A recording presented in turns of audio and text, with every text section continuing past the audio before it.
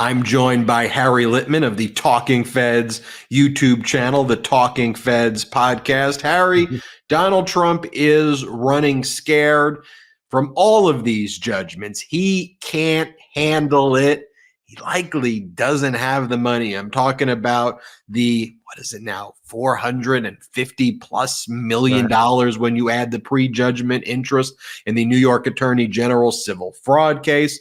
You're talking about the $83.3 million verdict in the E. Jean Carroll defamation case. What we saw this week in both of those proceedings is Donald Trump scrambling, kind of the false bravado of his lawyer saying, oh, he could pay, he could pay, he could pay. But why don't we first start talking about what Trump's did in New York, trying to get this delay from Justice Arthur Engoron, which Engoron rejected.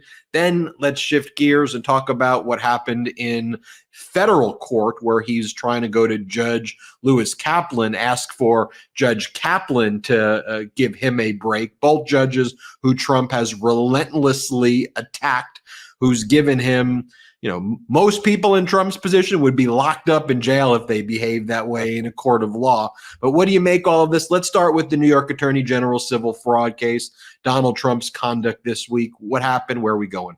Yeah, look, I think it's really an interesting and dramatic moment in a sense, Ben, because that's all he does, right? Delay, delay, delay, delay. Maybe judges say, we'll rebuff certain efforts, and then he has to move on. This is really the end of the road at the trial level. It's not about stringing out motions or whatever. Literally today, he lost this $450 million and oh shit, what do I do now? And one last flailing attempt at delay, he made a very sort of obstreperous motion taking issue because James, the AG, had said, "Hell, okay, thanks, Engoron. Here's a proposed judgment since we're at the end." And that's what you do at the end. Each parties can exchange them.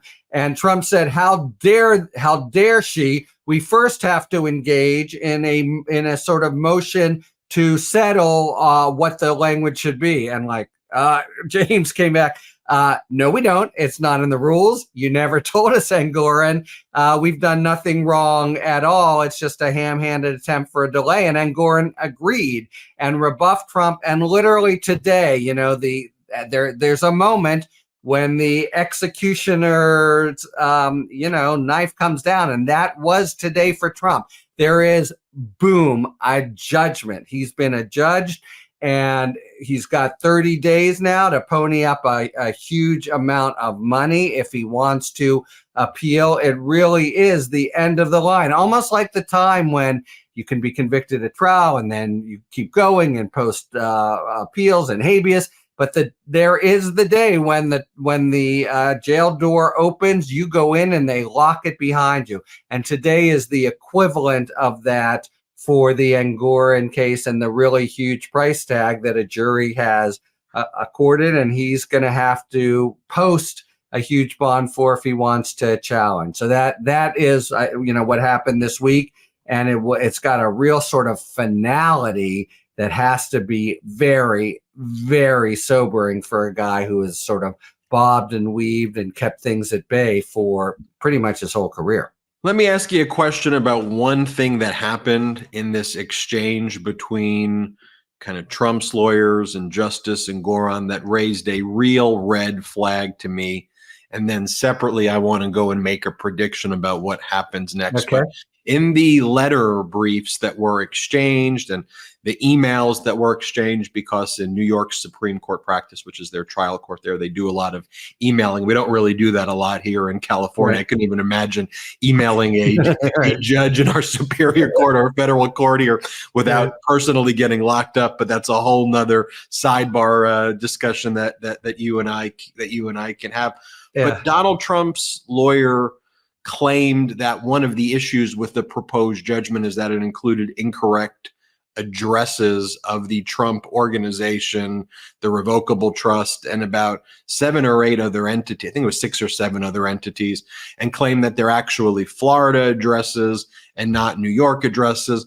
And Trump's lawyers kind of try to act like this was just like a ministerial mistake being made by the New York Attorney General's office. And the New York Attorney General's office quick to respond, like, what are you talking about? These are New York entities. But as I read that, I was thinking to myself, that actually has major substantive kind of implications over where something is located, over where judgments can be enforced against different entities. So changing an address from a New York address to a Florida, and granted, states have comity with each other, but there's a process of going into another state and enforcing the judgment. But that could have a real substantive impact. Oh my God, yes. And forget comedy, like 100%. What we learned, by the way, in this trial is there is and in others, organization is like 450 entities, and they're all in a Florida trust. But the whole point here is that New York has real power over what New York corporations can do. And this sure had the smell, especially when the AG said, what is he talking about? Of an effort to, very quietly, and again, before the hammer came down, basically change the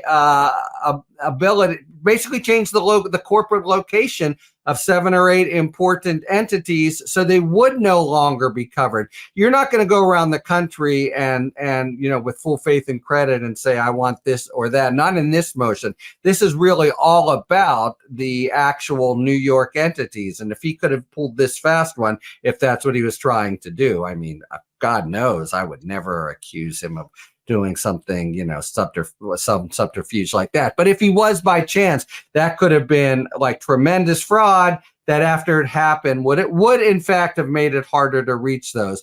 And you're so right. There was another, I don't know if you noticed, another little sort of Scrivener's error where both sides agreed, oh, we've got the wrong date for when interest starts to run, no problem. And they tried to sort of slip this in. Oh, some wrong addresses, no problem. And it really does seem as if, they caught it. So we didn't take it to the end, but it really seems as if an attempt to pull a fast one and bring some important corporate entities not under the direct purview of the enforcement of this motion.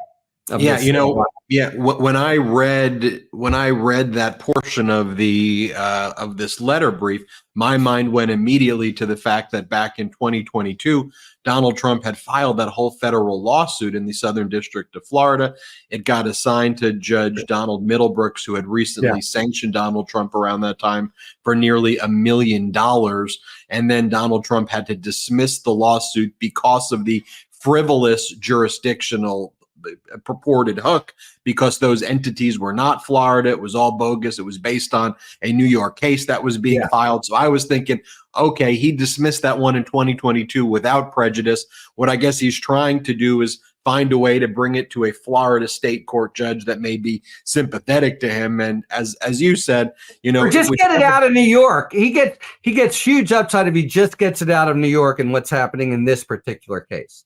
So prediction going forward here, I think if we look to what Donald Trump did on Friday in the E. Jean Carroll case, where his lawyers filed a kind of a motion for what they were referring to as an equitable stay, where unsecured equitable stay. Unsecured equitable stay. Yeah. So I predict that within the next few days or any moment now, we'll probably see some sort of mandamus petition being brought to the appellate district, which they've done before. I think they'll try to do anything and everything within New York to stay the enforcement, because I don't think he has the money. So I predict one of those, he's filed 2 of those mandamus petitions before they get assigned to that one judge. Remember, there was issue on like the category. It gets assigned. New York procedure so quirky there.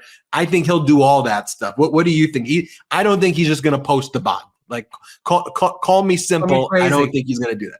I have to say, with great respect, that is not a bold prediction, Ben. I thought you were going to actually give a sort of bottom line. Yeah, he'll make another effort, but remember now, the clock is running. So unless the appellate division does something to keep, to stop the clock, and that's the question, whether they will do that. Will he, try some other thing or 6 other things?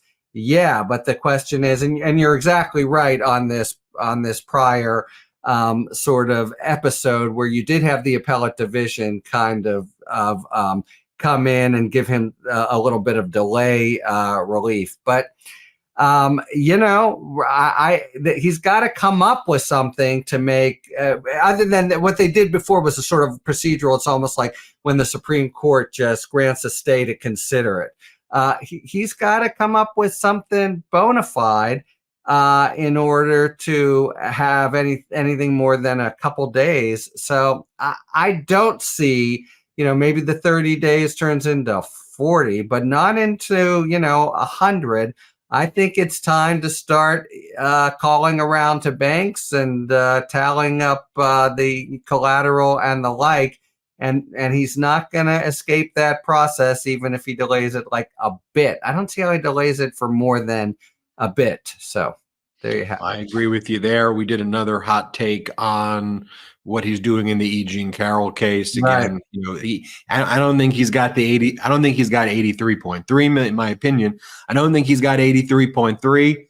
I definitely, don't think he's got $450 million, which increases like 100,000 every day.